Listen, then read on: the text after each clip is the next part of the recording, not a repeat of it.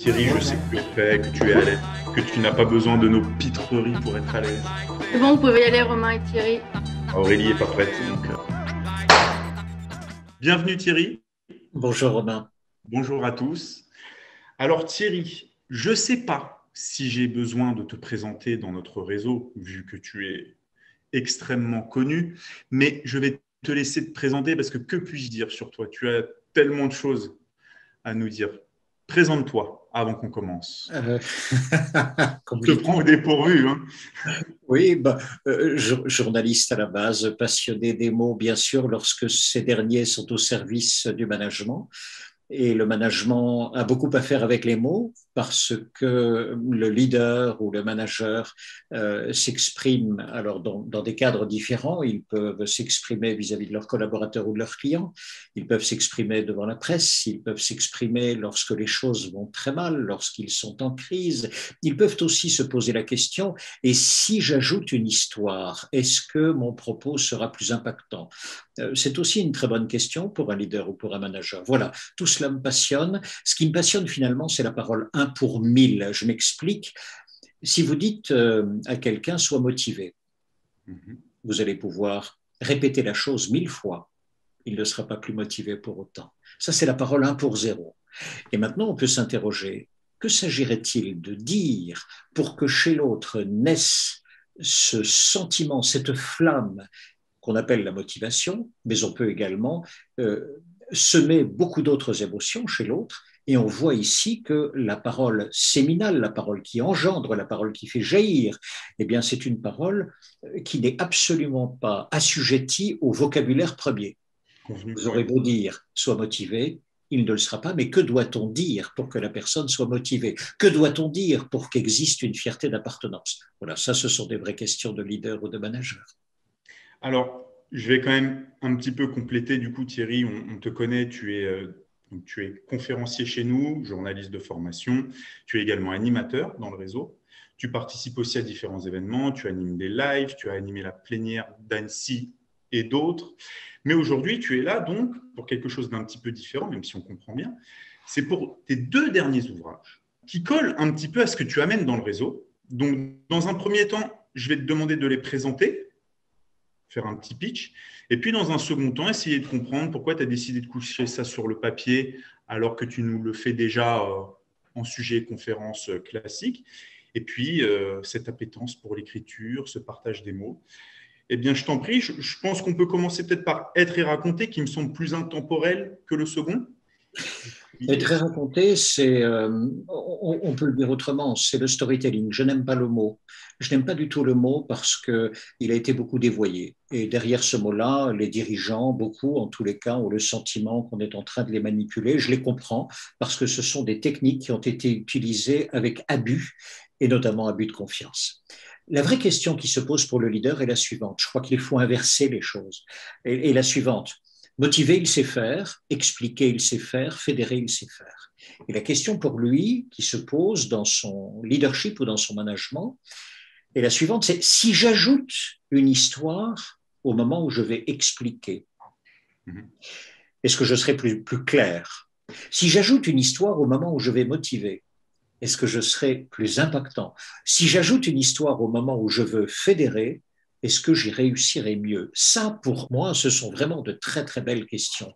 Eh bien, ce livre-là, Être et raconter, répond à ces 3 questions, et uniquement à ces 3 questions. Évidemment, il y répond de façon favorable, mais cela demande beaucoup de précision.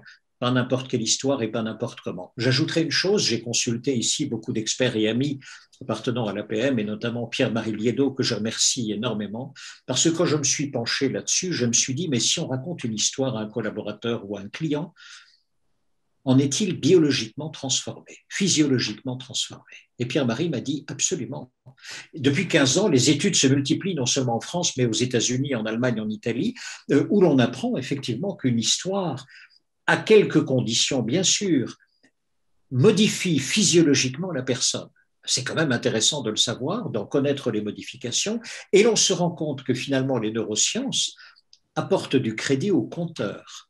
Lorsque les conteurs vous disent « mais il faut incarner le personnage » ou « il faut que la personne puisse se retrouver dans le personnage », ils n'ont pas tout à fait tort. Les neurosciences y abondent et apportent ici des socles très précis et très puissants. Même chose lorsque vous dites « mais je veux motiver, à quelles conditions motiver et quelle histoire ici sélectionner pour motiver ?» Ce ne sont pas les mêmes qui fonctionnent le mieux. Et de nouveau, elles vont modifier la personne en face physiologiquement de façon très précise et mesurable. Donc ici, il ne s'agit pas non plus de déterminer, de dire il y a un effet mécanique, raconter une histoire, ça ira mieux, pas du tout. Raconter une histoire à certaines conditions, dans certains cas, va modifier la physiologie de l'autre, va l'amener au bord du mouvement que l'on espère, mais cela ne veut pas dire que le mouvement mécaniquement aura lieu. Du coup, pour rebondir sur ça, quand tu dis raconter des histoires, est-ce qu'on peut dire que finalement, tu y as répondu un petit peu, mais pour un besoin de clarté pour moi en tout cas, est-ce que c'est raconter des choses qu'on a vécues, qu'on incarne, qu'on représente, ou est-ce que c'est utiliser cette notion de mythe, par exemple, et parler d'autres personnes qui sont capables d'embarquer, d'inspirer, de fédérer? Précisément, c'est une très bonne question. Prenons un cas précis. Je veux expliquer. Si je veux expliquer quel type d'histoire puis-je ajouter à mon propos pour éclairer mieux encore? Eh bien, ici, la réponse est n'importe quel type d'histoire. Voilà. Vous pouvez aller le chercher où vous voulez. Simplement, l'histoire que vous allez mettre en route sera une histoire que vous allez mettre en route selon un procédé de rhétorique que l'on appelle l'analogie. L'analogie est un raisonnement A sur B égale C sur D. Je prends un exemple très précis. Pourquoi raconte-t-on des histoires à nos enfants? D'abord pour qu'ils s'endorment, je suis d'accord, mais également peut-être aussi pour leur faire réfléchir, pour éclairer leur esprit. Imaginons les trois petits cochons. Pourquoi je raconte les trois petits cochons? Précisément parce que j'espère qu'à terme, il y aura une analogie, c'est-à-dire que dans l'esprit de l'enfant, petit à petit, il y aura l'idée suivante. De la même façon que Naf Naf, le troisième petit cochon, construit sa maison en dur, et lorsque l'inattendu arrive, le loup, l'adversité arrive, il parvient à protéger toutes celles et ceux qu'il aime. De la même façon, mon enfant, donc petit A sur B, de la même façon, mon enfant, dans la vie, il vaut mieux que tu puisses construire les choses solidement, de façon à ce que tu puisses tenir à l'abri l'ensemble des personnes que tu aimes. C'est cette analogie-là pour laquelle on raconte les trois petits cochons. Et vous voyez qu'ici, on va espérer, encore une fois, que petit à petit, la maturité progresse chez l'enfant. Mais c'est pareil chez l'adulte. Alors regardez, avec ça, on éclaircit. Est-ce qu'on motive? Pas trop, hein. Franchement. Chez un adulte, vous allez pouvoir mettre toutes les analogies en route. Il dira, écoutez, j'ai tout compris, je vous remercie beaucoup. Est-ce que c'est pour autant qu'il va agir, se lever et dire, waouh, c'est un projet magnifique, je travaille là-dessus? Pas sûr. Je suis même sûr de l'inverse. Ce seront d'autres histoires encore. Et encore une fois, donc, on a bien entendu cette notion de fédérer, cette notion d'embarquer.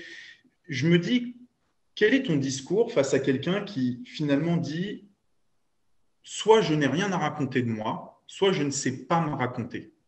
Alors, sur deux choses différentes, bien sûr.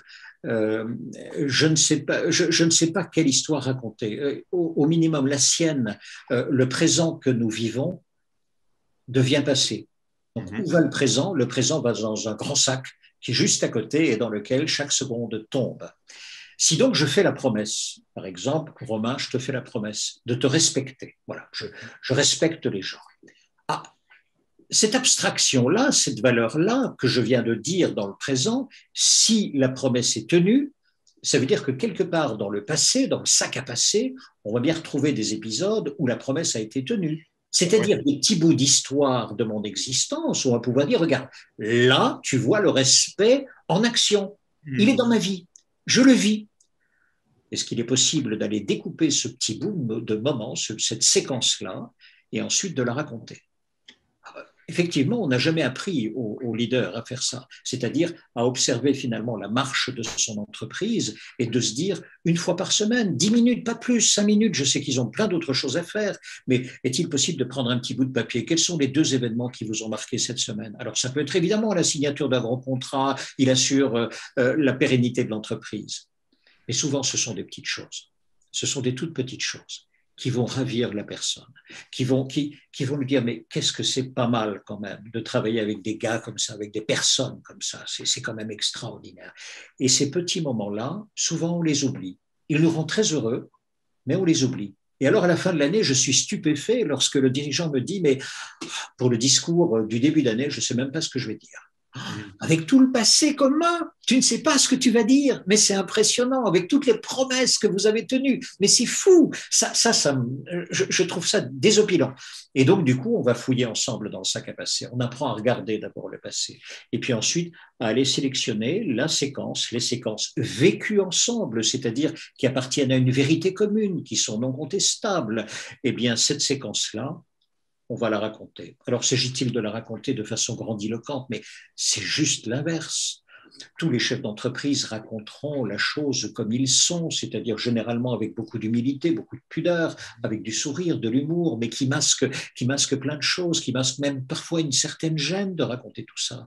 Tellement c'est beau, mais on ne leur a jamais appris, ils ne sont pas habitués.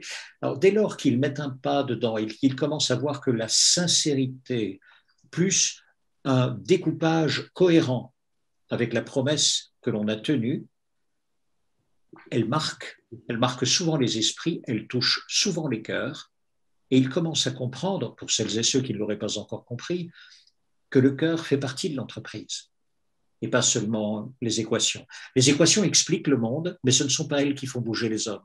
Ce qui fait bouger les hommes, c'est le cœur, toujours, toujours, toujours, toujours. Je n'ai jamais vu une équation soulever les armées.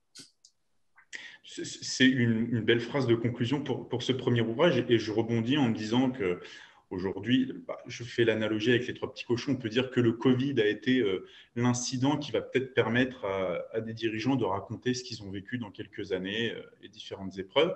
Et du coup, ça nous donne une transition parfaite à cause ou grâce au Covid, de présenter le deuxième, donc qui reprend sensiblement cette notion d'être, d'incarner, de parler, avec la particularité qui est l'écran qui nous sépare depuis 1 an maintenant.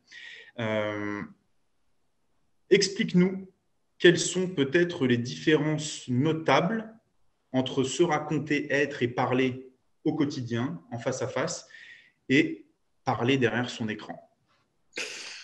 En 2020, en mars 2020, lorsque les dirigeants de l'APM confrontés au premier confinement ont basculé dans ce confinement, ils ont basculé aussi de façon massive sur toutes les plateformes numériques. Personnellement, je ne savais même pas que ça existait, donc j'y suis allé comme d'autres, et dans les 3-4 premiers jours qui ont suivi, je me suis rendu compte que ça me ramenait à mes premiers métiers. D'un côté, sur les plateformes numériques, il y a des composantes de la radio, il y a aussi des composantes de la télévision. Et puis j'ai entendu mes clients me dire, pas seulement à l'APM, mais ailleurs, de mes clients à moi m'ont dit, mais c'est vraiment inhumain ce machin-là, c'est pas terrible, c'est pas la même chose qu'en présentiel. Bien vu, ce n'est pas la même chose qu'en présentiel. Mais enfin, on ne va pas s'arrêter à ce constat-là. Est-il possible de pousser l'analyse un peu plus avant? Et donc, voici, commençons par le mot écran. Écran est un mot à double signification. La première signification, c'est ce qui cache. La deuxième, c'est ce qui montre. Et tout le monde a d'abord vu ce que montrait l'écran. Non, il fallait d'abord analyser ce qu'il cache. Et voyez-vous, quand on regarde un écran, en réalité, il me renvoie quoi? De toi, Romain, je ne vois que le buste, je ne vois qu'une image. Une image est une représentation. Et de nouveau, le français est terriblement bien fait. Une représentation, c'est ce que l'on dit de quelqu'un ou de quelque chose qui n'est pas là. Autrement dit, l'image que j'ai n'est qu'une représentation avec tubulure numérique, algorithme et logiciel qui font que, il y a un certain nombre de contrastes de couleurs et de contours qui font que devant moi, j'ai une image. Parfait. C'est la seule chose que je vais offrir à l'autre pour qu'il puisse donner sa concentration et prêter son attention. C'est la seule chose que je lui donne. Autrement dit, on va d'abord la travailler, cette image. Et ça, les dirigeants, mais personne n'avait été habitué à travailler les images. Qui travaille les images? Les réalisateurs et les caméramans, les cadreurs. C'est tout, c'est pas plus. Ces gens-là, ils savent, et les autres pas. Donc, c'était la première chose. Comment on construit une image, puisque c'est la seule représentation que je donne aux autres.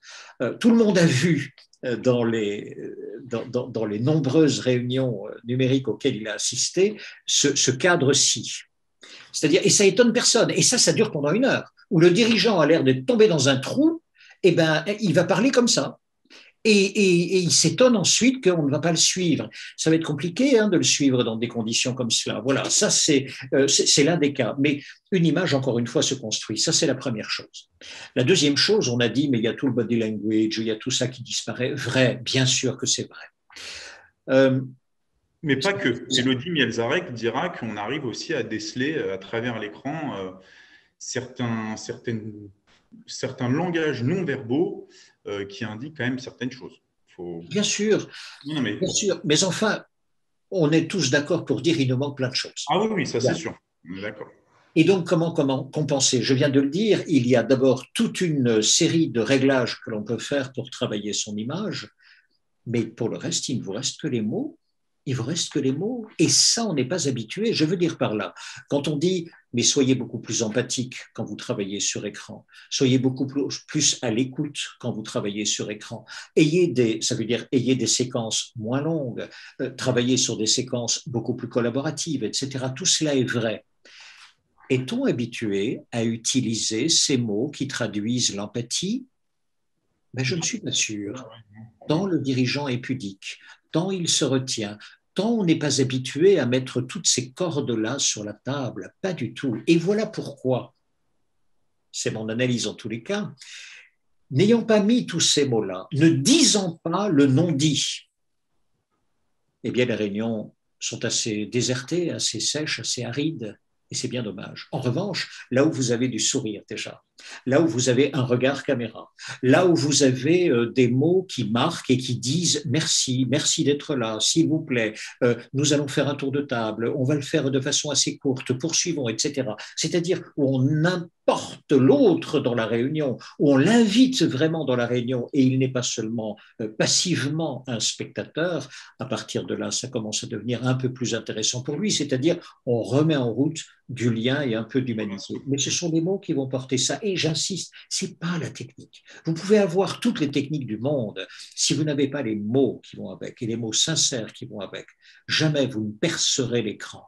Les instants de grâce en télévision, sur les plateformes, restent quand même ces moments où une femme, un homme, vient s'exprimer avec son cœur. Et à ce moment-là, c'est à bout touchant. Que dire de plus, Thierry? Je pense que tu l'as expérimenté en plus depuis un an maintenant, que tout le monde est dans cette optique-là, dans cette dynamique-là, subit ou choisit finalement en plus. Parce que c'est peut-être ça la différence qu'on a pu sentir au début. Le frein, c'est qu'il y en a qui avaient l'impression de subir cette situation, quand il y en a d'autres qui se sont dit on bascule dans une autre ère, on y va et on reste ce qu'on aime et on change juste de support. Mais ce qui est intéressant, et je vais prendre ton exemple, c'est de se dire, effectivement, le plus important, c'est les mots, c'est ce qu'on amène, mais ne serait-ce que le partage de ton fond, par exemple. Tu ne te mets pas devant un mur blanc très neutre qui peut créer encore plus de distance avec l'écran. Là, tu nous invites quand même dans ton décor, c'est ce qu'on se disait au début, chez toi, et c'est une démarche qui finalement dit, même si on est éloigné, voilà, on se rapproche. Donc, pour compléter tout ça avant de finir, parce que le temps file un petit peu, ces ouvrages-là, nous sommes d'accord, ce que tu fais dans notre réseau, de près ou de loin, est-ce un complément ou une préparation à ta venue dans un club? Est-ce que ça se lit comme ça doit être lu, comme des leçons, comme c'est précisé, je le montre, il y a des chapitres et des leçons, ou sinon, est-ce que c'est des compléments? Je ne sais pas. Comment peut-il être utile en plus de tes conférences? Ce sont 6 ouvrages que j'ai en tête. Donc voilà, il y en a 3 déjà qui ont été écrits. Je suis en train d'écrire le quatrième, et avec Arnaud Kremer d'ailleurs, parce que le quatrième de la série sera Être et expliquer. C'est la communication de crise, mais Arnaud Kremer, lui, est dans la gestion de crise. Et nous nous sommes dit, il vaut mieux rassembler nos 2 expertises. Explique-moi comment on gère et moi j'expliquerai comment on dit. Qu'est-ce qu'on dit quand tout va mal? Pour répondre à ta question, l'idée d'écrire, c'était vraiment pour le dirigeant. Il existe une littérature vraiment intéressante et foisonnante sur l'art de la parole, dans tous les cas de figure d'ailleurs, et on ne m'a pas attendu pour cela, et c'est très heureux. J'ai été lire, mais je n'ai pas lu l'ouvrage qui rassemblait le tout. Je m'explique. Soit on a des ouvrages sur le body language, tiens, où je mets même comment je m'installe, etc., etc.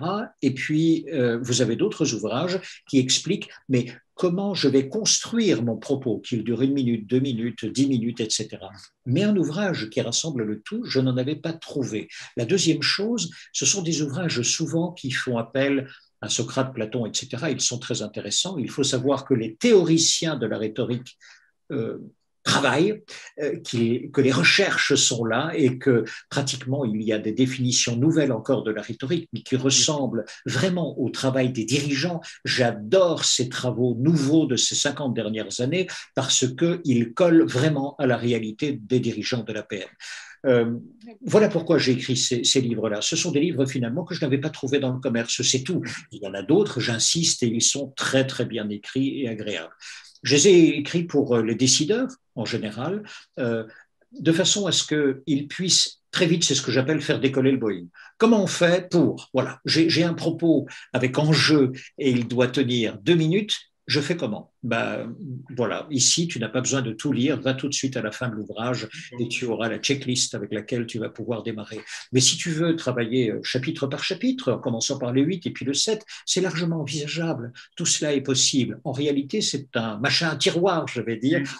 Et dans le tiroir, va prendre ce qui te plaît à toi. Il n'y a pas de dogme, il n'y a pas de théorie. Ce que j'aime surtout, c'est la pratique. La parole, c'est surtout la pratique. La rhétorique, c'est l'ensemble des outils pour bien parler, mais l'éloquence, c'est la pratique. Et pour le dirigeant, il n'y a que ça de vrai, c'est l'éloquence. Alors, quels outils aller puiser dans la boîte à outils sans m'engorger et sans devenir un robot? Oh ben, 1 ou 2 suffiront largement. Oui, et puis surtout, ce que je peux vraiment prendre, incarner, parce qu'on ne peut pas maîtriser tous les points que tu abordes. Donc, bien, j'invite les dirigeants, je les remontre, à les consulter avant, après ta venue, pendant. Enfin, c'est comme tu l'as dit, une boîte à outils et c'est effectivement ce que la PM permet aussi aux dirigeants d'ouvrir des boîtes à outils, d'essayer, d'expérimenter, de partager. Et puis avec quelqu'un qui incarne son propos, c'est encore mieux. Et je crois qu'encore avec ce moment, nous avons bien vu que Thierry, tu incarnais ce que tu amenais. Merci beaucoup. C'était très clair, très intéressant, très enrichissant et inspirant. Donc c'est parfait. À très bientôt. Merci à tous de nous avoir suivis et à bientôt dans une prochaine librairie. Merci Romain et à bientôt.